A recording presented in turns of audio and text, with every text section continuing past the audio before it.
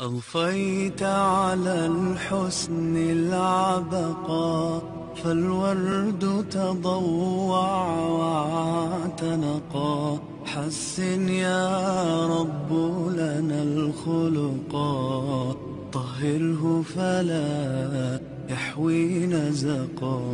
أضفيت على الحسن العبقى، فالورد تضوع واعتنقا.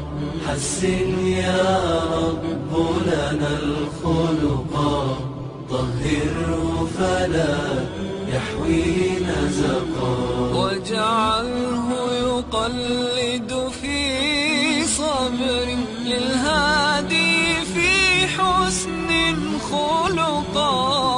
حسن يا رب لنا الخلقا، فالعبد بأخلاق سبقا.